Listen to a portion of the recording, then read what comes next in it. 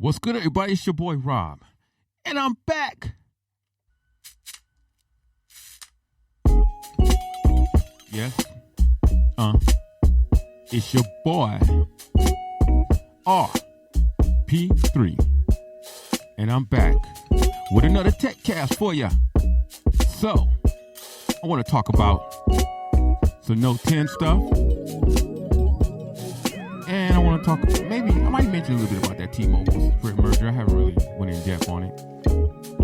So, on with the show.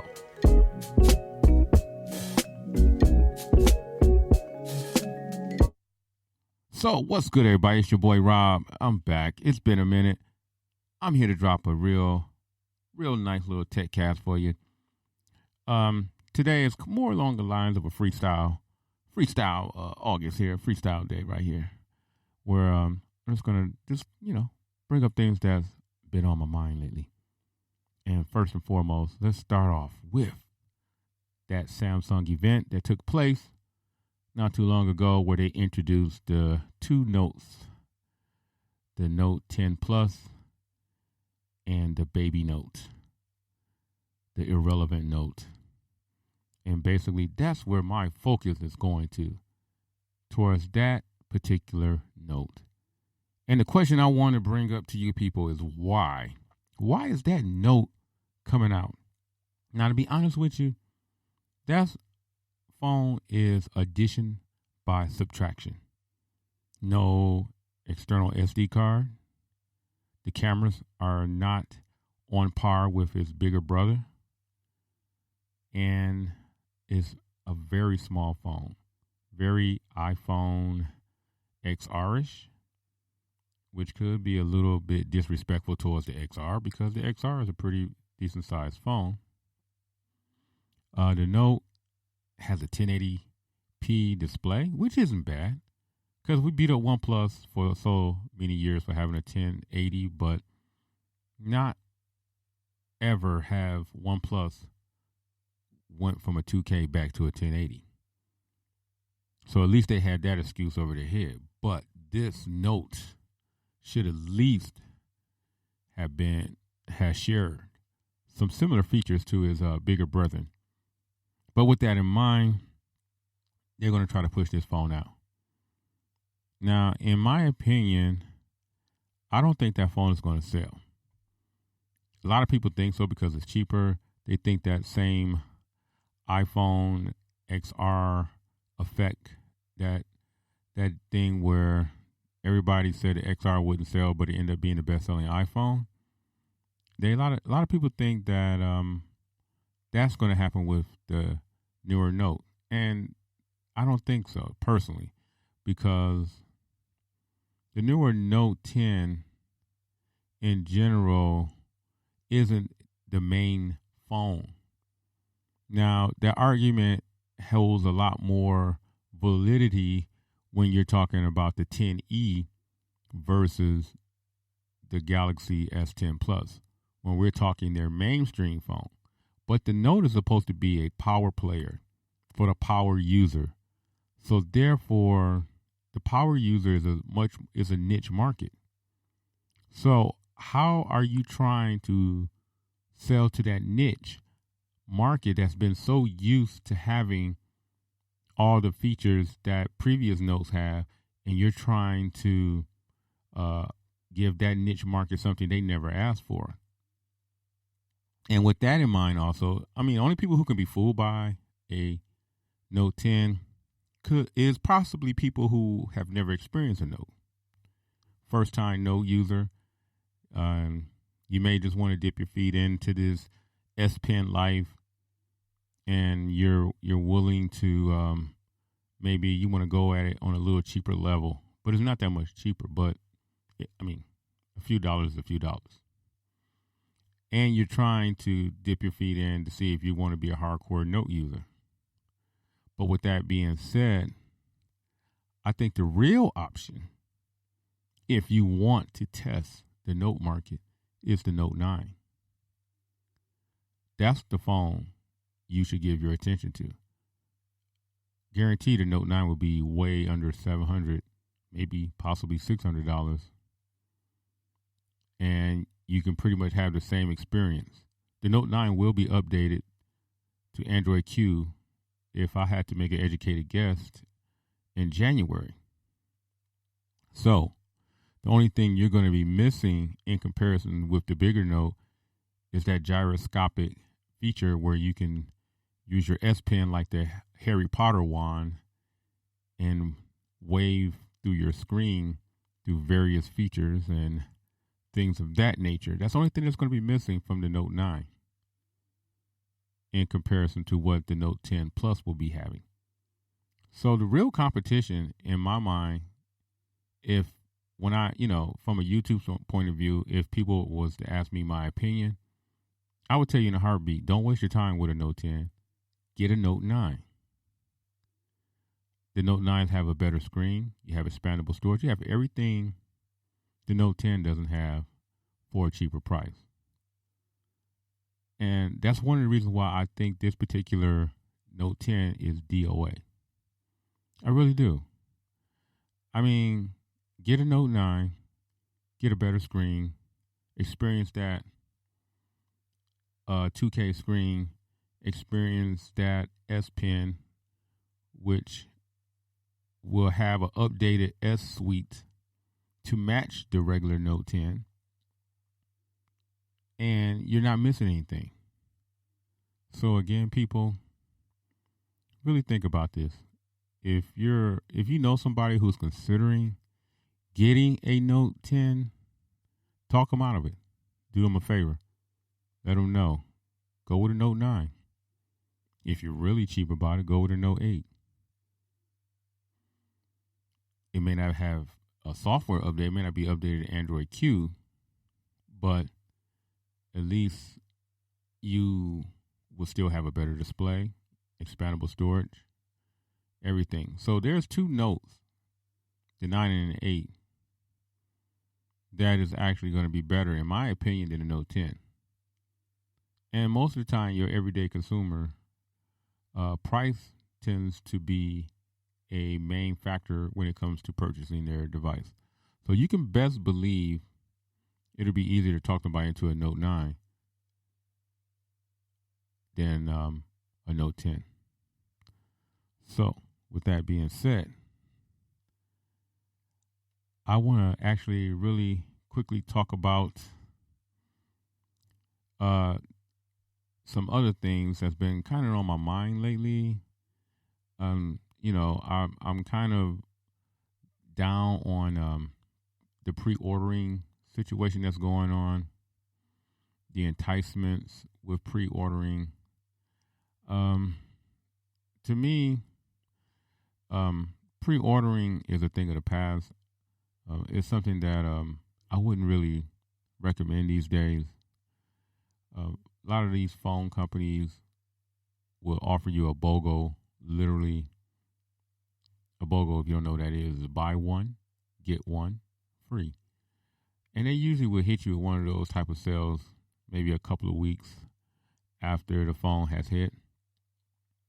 Or you get a quick discount a month later, a month and a half later. And when you go into the fall, pre-ordering is a bad thing because we're headed into the holiday season. You get things like you got Cyber Monday, Black Friday. You got all those events coming in November. You got other phones that will be dropping, which will force phones that were previously released maybe a few weeks earlier to have sales. And once the iPhone is released, the iPhone will force everybody to go have a sale. Apple's one of the few companies that can force Android into a buy one, get one free buying frenzy in a heartbeat. So listen to me. Listen to me. Do you understand the words that are coming out of my mouth? Do not pre-order. All right? Listen to me. Do not pre-order. Wait. Those days are over with.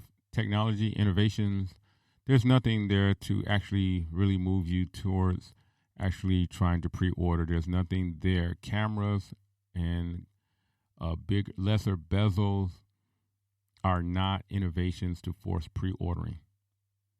And especially with the prices going up the way they are, they're getting out of hand a little bit.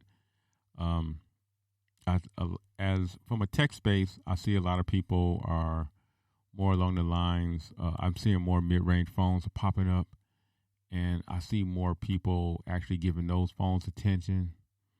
And I think going into the new year, the awareness of mid-range phones will be paramount because of the market, the price of these phones.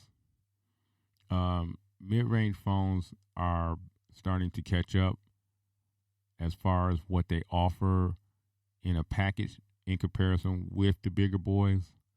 So I think mid-range phones will probably be one of the bigger things carrying the way, making a name for themselves in 2020. I think once people start getting familiar with these phones from a name perspective, from a marketing perspective, you can best believe that the attention will shift away from these larger phones. But it won't come from the company's point of view. If you look at it from this perspective, that why would, let's say, Samsung or another company advertise their mid-range phones and put any type of marketing push into those mid-range phones and cannibalize their more expensive phones and make you turn your attention away? I think the attention of mid-range phones will have to be an underground thing. It'll have to start literally street level. And once that knowledge get passed around, and people realize how great these mid-range phones is, and you don't get too wrapped up in the marketing of these larger phones, they will be forced. The companies will be forced to pay attention to the marketing trend of people moving away from the more expensive phones and looking and wondering why people are turning attention towards these mid-range phones. And it's because of innovation. It will be because of innovation. So with that in mind, I think 2020 will be the start. The seed will be planted for mid-range phones. A lot of these companies will start making adjustments and trying to go with the trends. And they will probably add more features to these mid-range phones once they see a market shift. The only bad thing that can happen is the new mid-range phones could be the new expensive flagship phones. But I think that trend will be a long ways off. And I think as in general, the public will be able to enjoy quite a few years not having to deal with high prices if your attention, if the market attention goes that route. And in my opinion, I think it will. I really think that people will start going towards a more economical, more cheaper version of those high-end phones. The Samsung A line, for example, is a capable line of phones that offer great phones. And they're very close to a flagship phone. OnePlus, with its OnePlus line, they offer mid-range prices, even though they have been, walking that tight line of being having flagship prices. But again, that's another story. OnePlus, you can still refer to them as a mid-range company, but they're getting close to making some of the big mistakes that flagship companies make. But again, with that in mind, OnePlus is an option.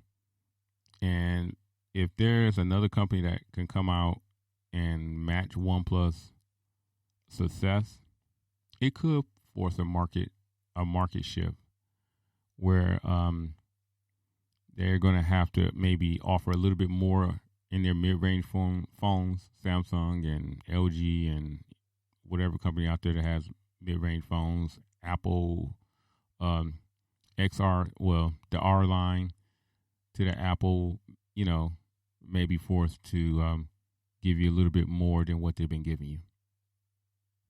So that pretty much does it, ladies and gentlemen, for this particular tech cast.